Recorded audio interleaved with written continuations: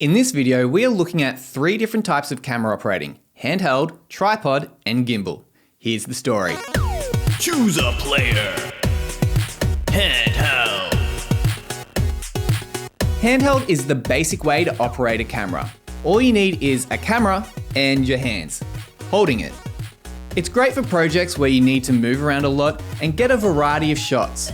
With experience, you can move quickly and capture all the images you need. But there are limitations.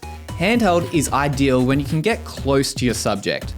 But if you can't get close and you need to zoom in, then your footage will start to look a bit shaky, depending on the camera and lens you're using.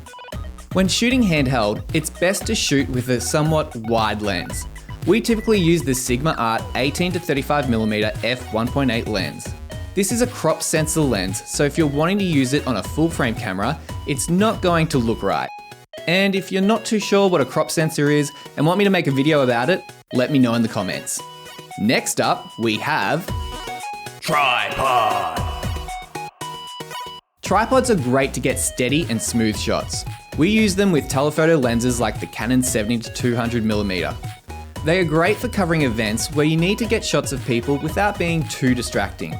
Without sounding too creepy, if people know you're filming them, they'll look uncomfortable and the shots won't be usable. If you can capture shots without people being too distracted by you, the shot will look natural, which is what we're aiming for. Tripods are essential for interviews. You don't want to be holding a camera for 30, 40, 60-minute interviews unless you're going for that gritty handheld look. But you'll have incredibly sore arms by the end of it, and the same technique can be achieved most of the time in post-production. If you don't know what post-production is, that means editing. The main negative for using a tripod is it does slow you down. It's an extra piece of equipment that you need to carry, and they can surprisingly cost quite a bit of money for a good one. But if you aren't aware already, that's a pretty common trend for a lot of video production gear. And finally, Gimbal. The gimbal is a great piece of equipment that, when set up correctly, can get beautiful, smooth moving shots.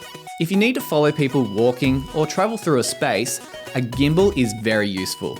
It removes a lot of that unwanted up and down movement that you can get when you're simply walking through a space.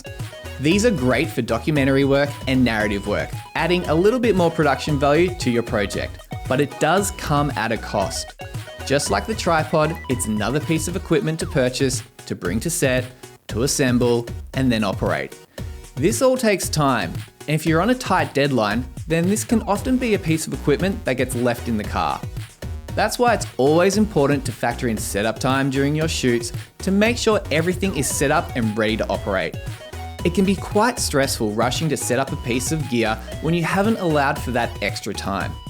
When you rush, you'll inevitably make mistakes. So always factor in that extra time to set up your gear and check that it's working. And that's our 3 camera operating techniques.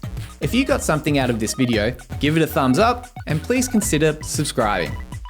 And while you're here, leave a comment below and let me know what your favorite type of camera operating is and why.